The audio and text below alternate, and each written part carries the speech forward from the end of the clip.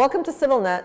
My guest from London is Harry Hagopian, who is an expert on the Middle East and has worked for years with the Middle Eastern Council of Churches and other organizations that deal with Middle Eastern institutions, issues, interrelationships, from the perspective of religious institutions, but not only. Harry, thank you for being with CivilNet. Pleasure, Salpi.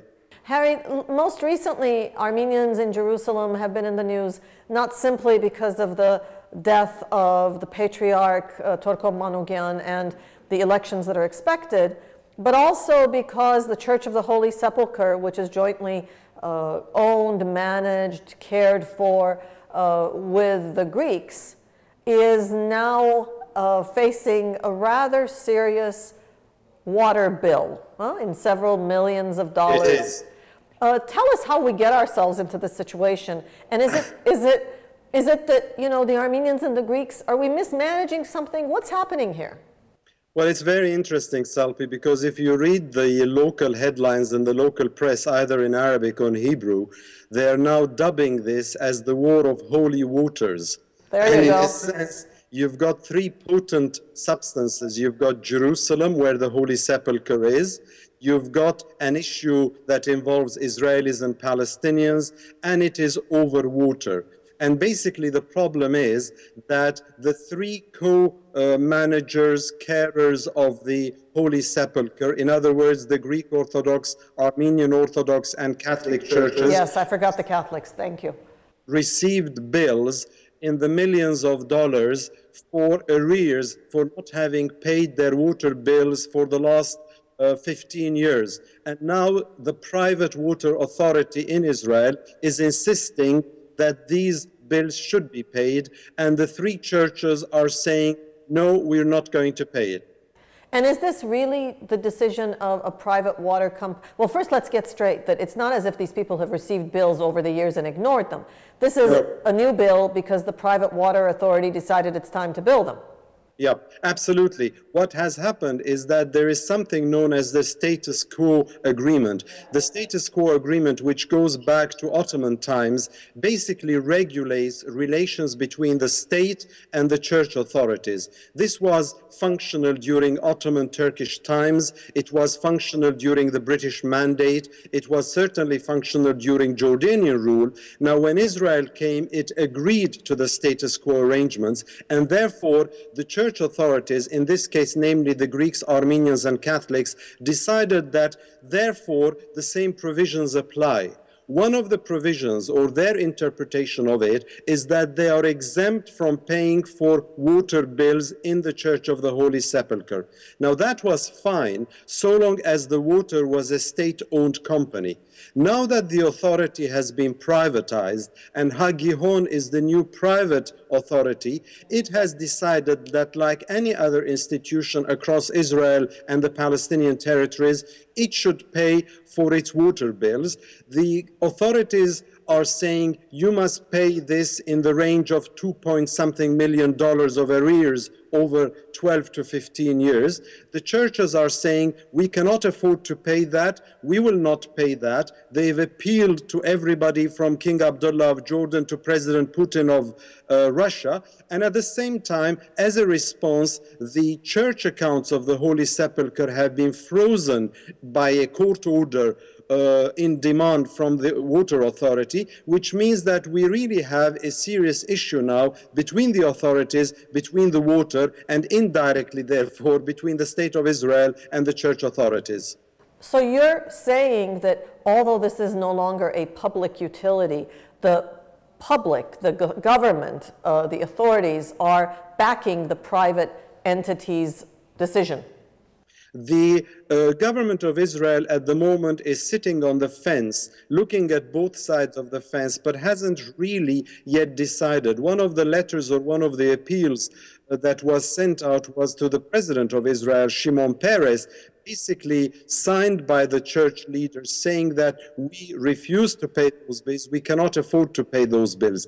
It's a little bit of a difficult situation because you've got this status quo agreement that we spoke about, but you've got a privatized company now that is looking at it from a commercial perspective.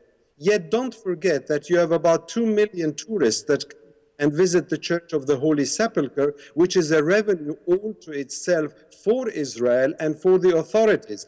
So in the middle of this fracas, it's very difficult.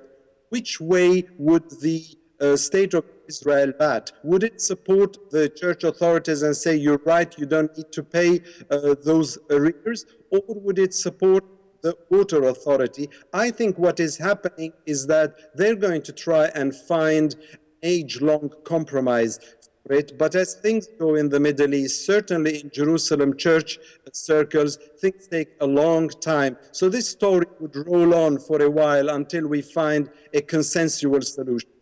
Except that Christmas is coming up.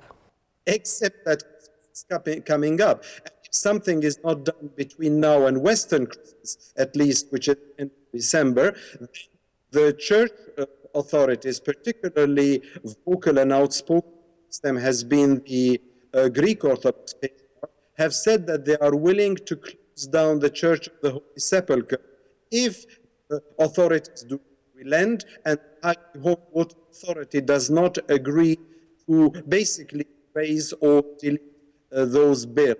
It's going to be an interesting stand. I was talking to our own Archbishop Armenian, who is the caretaker of the Armenian Patriarchate, our Patriarchate in Jerusalem. He's the locum tenens since Torkom died.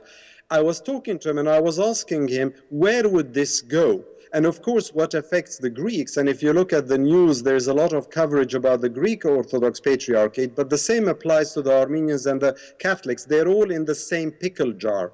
And in a sense, what he suggested is that they're all going to meet together and then try and have a unified approach toward this request for the payment of those arrears. I have a sneaking suspicion that the way this would go is twofold.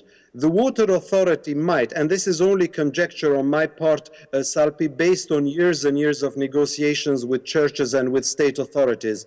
What I think might happen is that the water authority might decide to cancel out or erase those debts for the last 12 to 15 years. However, with the very clear understanding that henceforth, the authorities of those three churches will be willing to pay for the water bills in the Church of the Holy Sepulchre. Now, interestingly enough, when I was talking to Bishop Aris, he said to me, you know what, a lot of this water is consumed by the tourists that come to the church. I was just going to say, how do you get millions of dollars of water bill even over 15 years? I know. When I saw that amount, it was staggering. It was How does that happen? And I told Bishop Aris when I was having a conversation with him, I said, look, over $2 million in 12 to 15 years, what have you been doing in that Church of the Holy Sepulchre? He smiled or laughed and he said, look, between all those hordes of tourists that come into the church, from waters that they drink, to the toilet facilities, to the cleaning of the church every day, somehow it has actually come up to this amount. But you know, even if you say that finally there's going to be some sort of deal, it sounds to me that it's still a loss for us, because even if we don't have to pay the arrears, the fact that from today on the agreement between the churches and the authorities, whoever they are, the state, the private utility, has changed. That means other parts of the status quo can change, right? Absolutely. And now I'll put on my lawyer's hat and suggest to you that the conversation I had with Bishop Aris focused particularly on this point.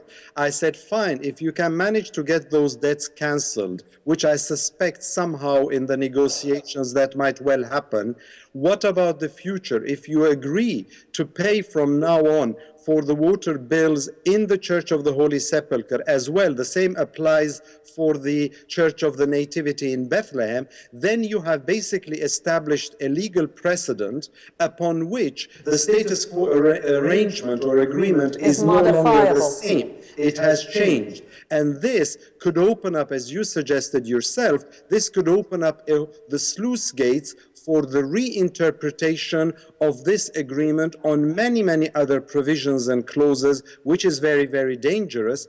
Hence, the caution with which the authorities are approaching this issue. But interestingly enough, when I started this interview with you, Salpi, I said that the Israeli and Palestinian press is calling it the war of holy waters. Now, the Palestinian Authority have come in saying that they will not charge the churches for the water bills in Bethlehem. So we're not only here in front of a financial and legal issue, we're once again, as is the want in the Middle East, repoliticizing an issue between Israel and the Palestinians as well.